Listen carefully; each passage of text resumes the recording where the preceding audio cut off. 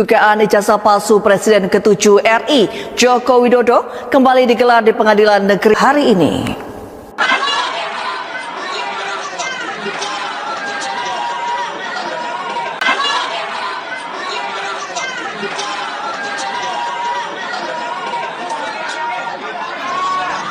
Sidang belum selesai. Rakyat Jokowi dan anak-anaknya masih terima pensiun dari negara ini. Rakyat Indonesia berhak untuk menanyakan ijazahnya. Benar atau tidak salah? Karena itu modal dasar untuk menikmati fasilitas negara atas nama rakyat. Mungkin Dewan Pengawas dan Antara juga ya. Iya.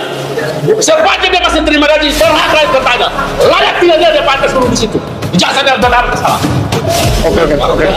Setiap skripsi tentu ada tanda tangan pembimbing, minimal pembimbing utama, betul ya? Ya. Pertanyaan saya, bisa tidak sebuah skripsi itu tidak ada tanda tangan pembimbing dan dia dinyatakan lulus sebagai insinyur? Tidak ada pembimbing. Iya, tidak ada pembimbing. Tidak bisa. Tidak bisa. Berarti pertanyaan Anda, perjawaban Anda sama dengan Kanjeng Pangeran Haryo Bagas, ya, PhD. Itu beliau mengatakan seperti itu. Jadi di UGM tidak mungkin skripsi kosong itu bisa lulus sarjana, apapun sarjananya.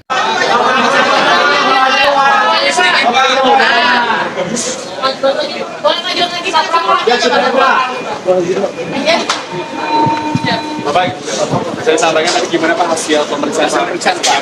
Handphone. Ini saya mendapatkan undangan dan keterangan. Jadi kalau hari ini diputuskan telah terbukti ijazahnya palsu. Karena apa? Ada yang bersaksi bahwa yang ada di ijazah itu berbeda dengan orang yang dia lihat. Jadi begitu.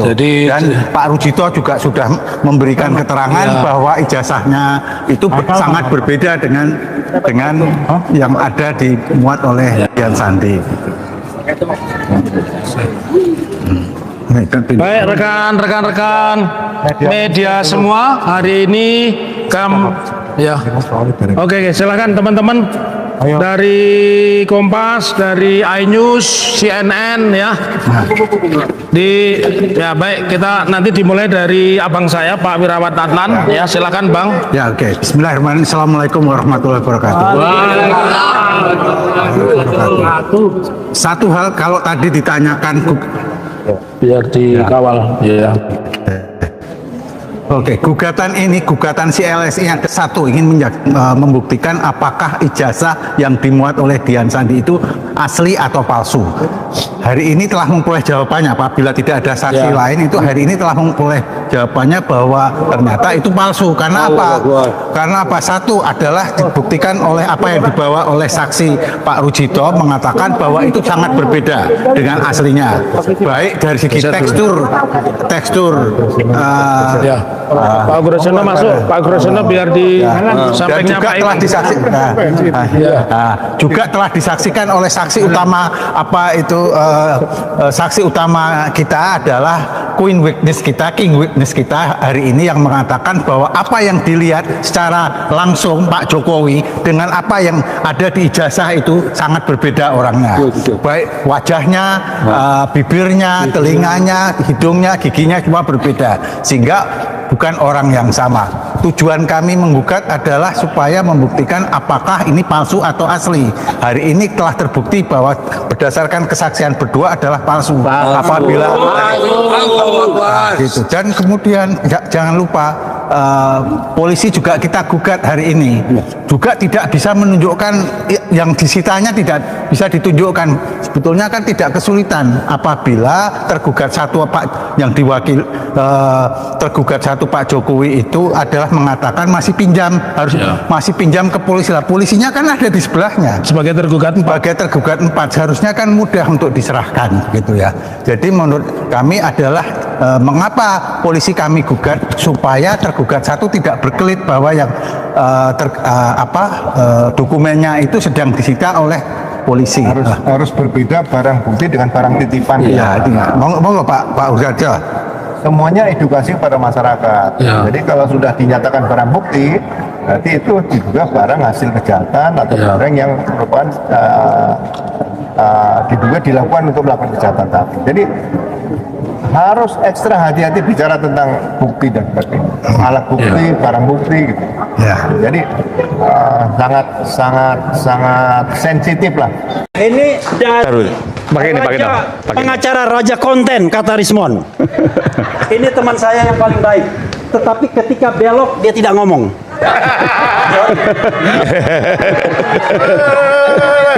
Udah. Oke. Udah. Jangan, Bang, jangan dong, Bang. Jangan. Udah.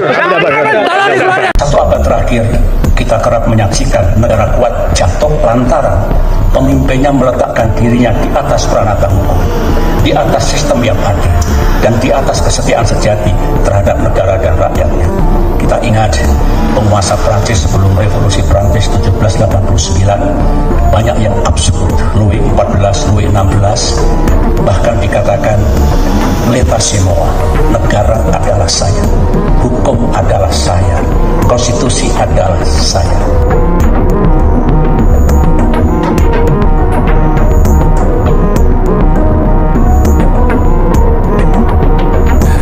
Pastinya akan terkaget-kaget ya, karena umpan dari Pak Jokowi pada saat lalu yang menyebut ada tokoh besar di balik isu pemakzulan dan bahkan terkait ijazah palsu. Tidak hanya itu saja, dan bahkan ditegaskan oleh para pendukung Pak Jokowi menyebut baju biru dan lain sebagainya, dan itu pun juga tidak memancing respon dari Pak SBY. Pak SBY pun dari sini ogah terpancing lah dengan isu-isu receh. Ya, kemungkinan Pak SBY menyebutnya isu-isu receh karena isu-isu saat ini itu lebih menjadi perhatian. Ya, seperti isu kemiskinan, kelaparan, ekonomi dunia, dan lain sebagainya. Nah, bahkan Pak SBY tidak terpancing terkait isu atau polemik ijazah palsu dari Pak Jokowi. Menurut saya ini sangat keren sekali. Dan menurut saya apa yang disampaikan Pak SBY di sini menurut saya sangat negarawan sekali.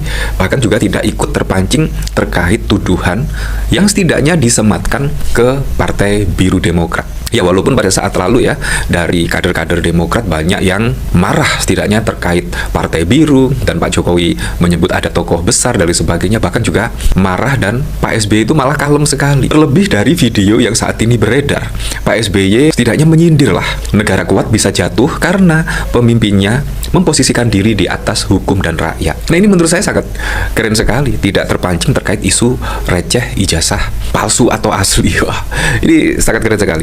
Kalau kita lihat pada saat lalu memang banyak yang terpancing setidaknya terkait lemparan isu dari Pak Jokowi lah, terkait tokoh besar, dan bahkan dari pendukung Pak Jokowi menyebut Partai Biru, walaupun sudah dibantah oleh Kaisang, tetapi juga tidak berpengaruh setidaknya dari opini-opini publik yang saat ini berkembang luas.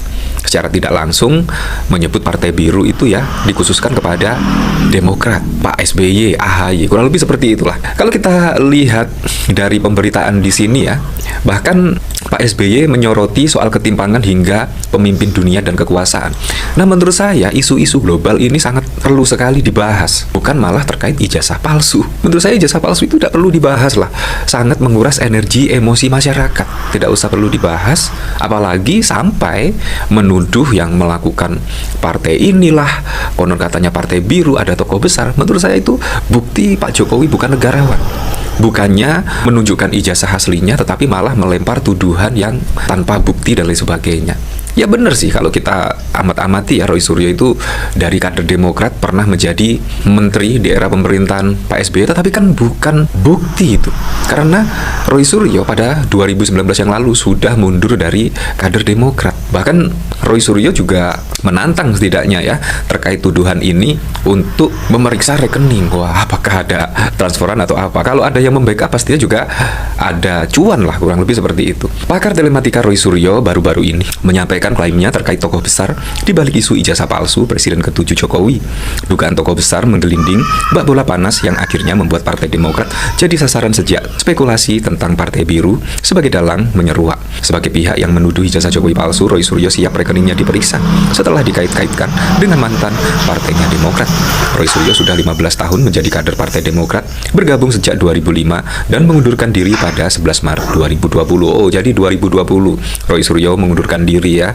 Spekulasi jika isu ijazah palsu bukan sekedar asli atau tidak disampaikan oleh Jokowi sambil menyorot pemaksulan putranya, Wakil Presiden Gibran Rakabuming Raka.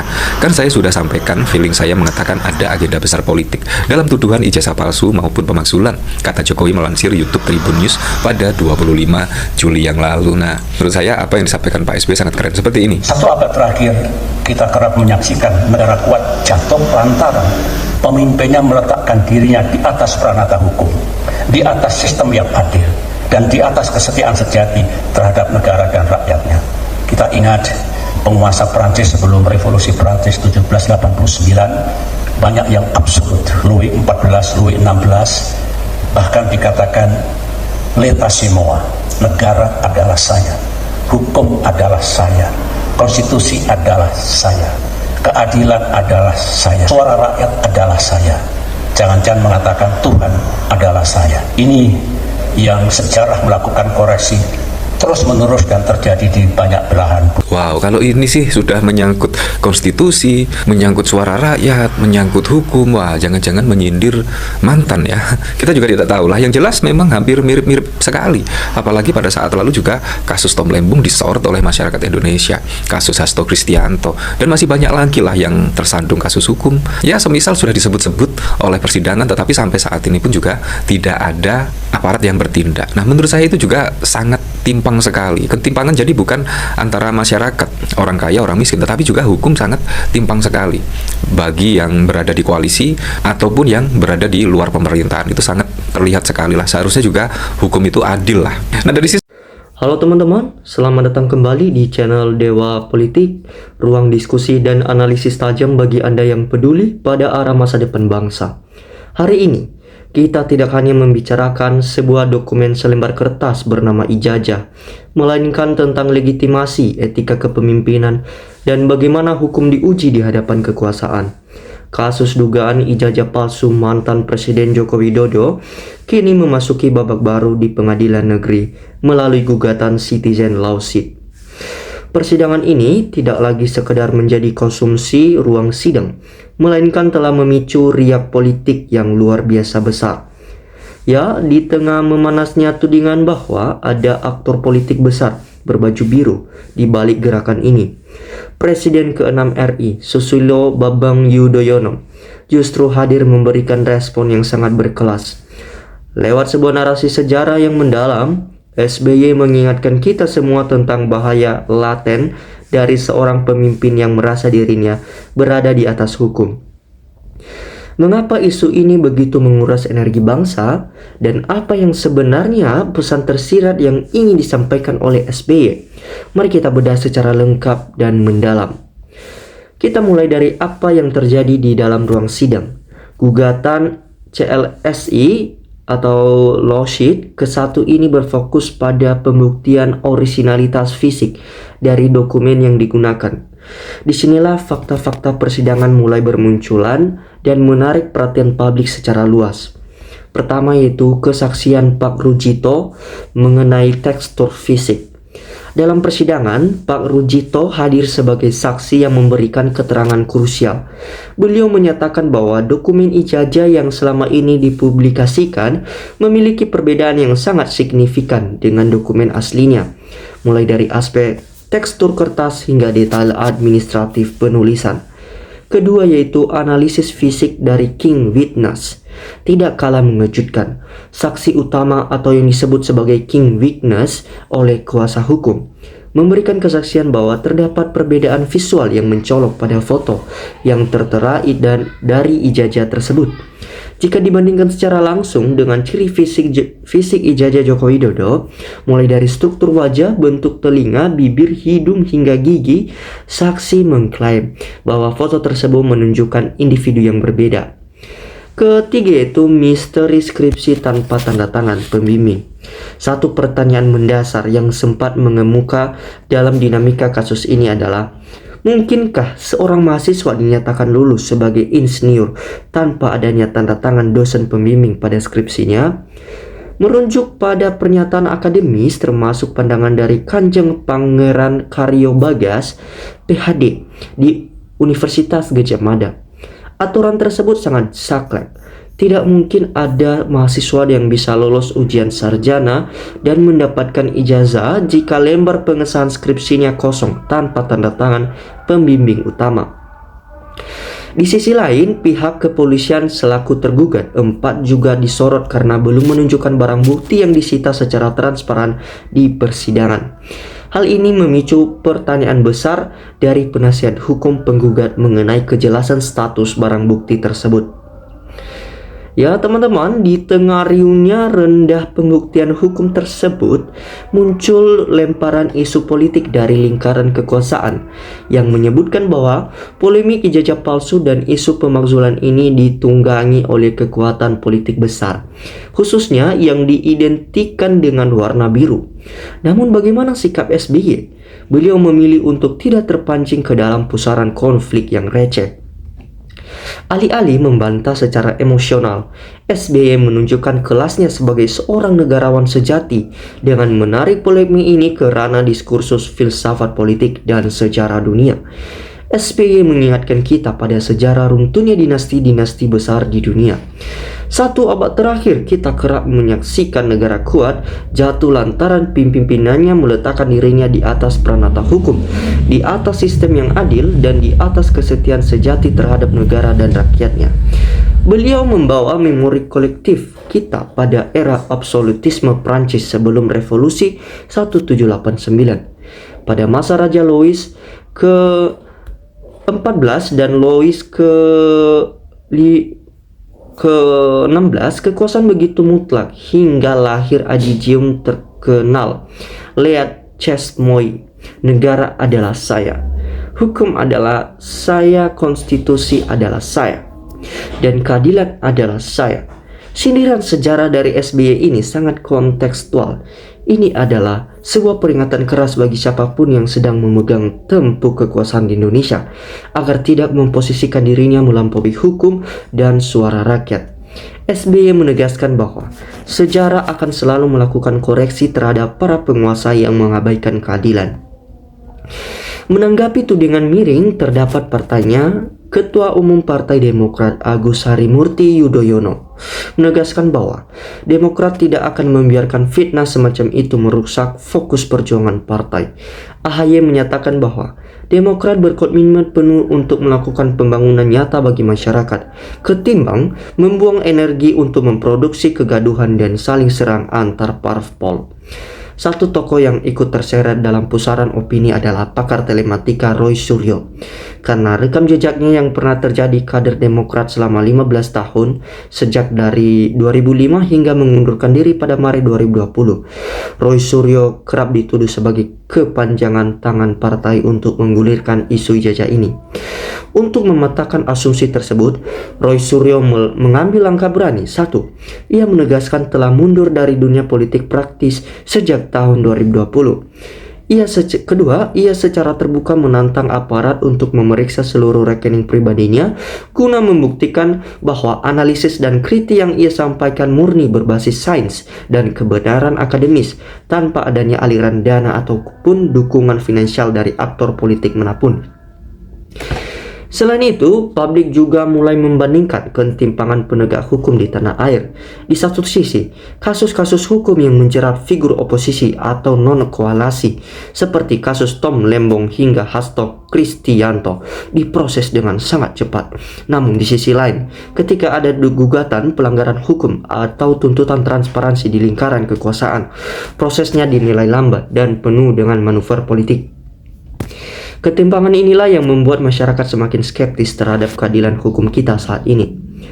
Sebagai masyarakat yang hidup di era keterbukaan informasi, netizen Indonesia kini jauh lebih cerdas dalam mengamati dinamika politik. Di dalam komentar media sosial kita melihat adanya dialektika yang sangat menarik. Pihak yang mendukung transparansi, banyak masyarakat yang mendesak agar kasus ini segera diselesaikan dengan clear. Mereka berpendapat bahwa jika ijazah tersebut memang asli, mengapa sangat sulit menunjukkan secara transparan ke publik demi meredam spekulasi? Mereka merasa lelah dengan kegaduhan yang terus dipelihara.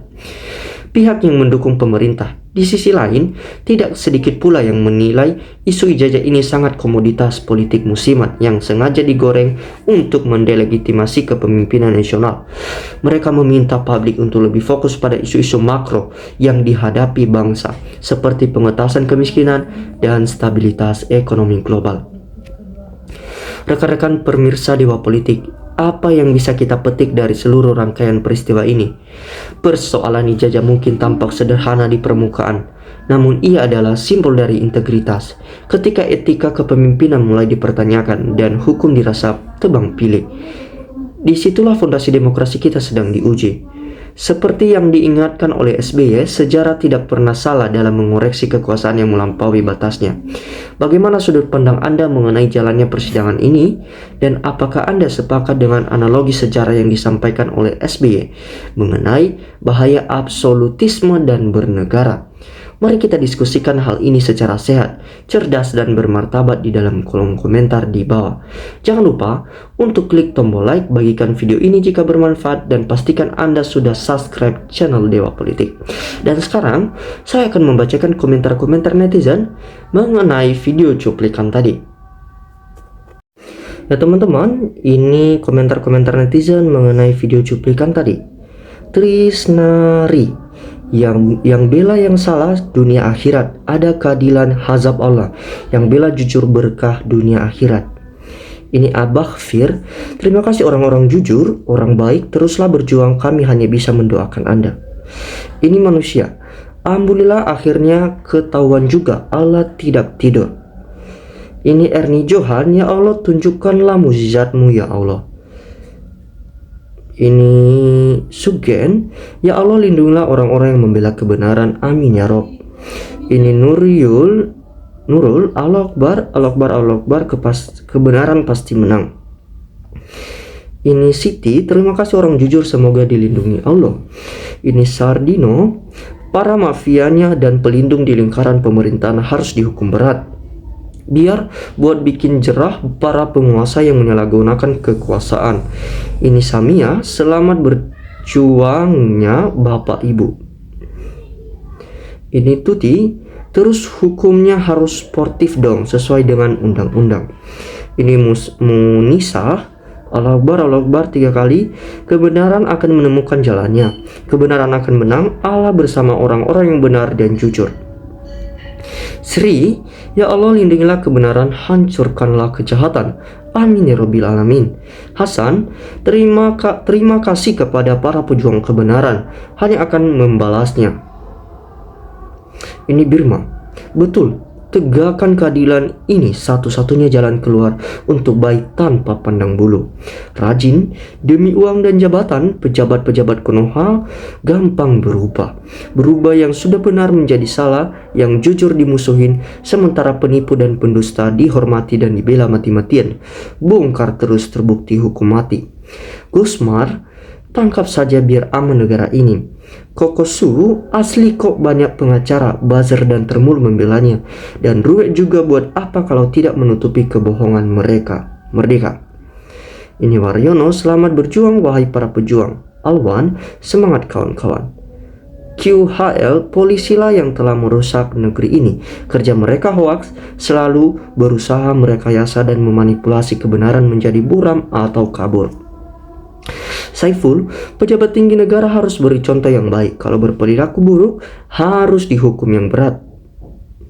Ini Jaya, energi anak negeri habis, terkuras hanya karena satu ijazah saja.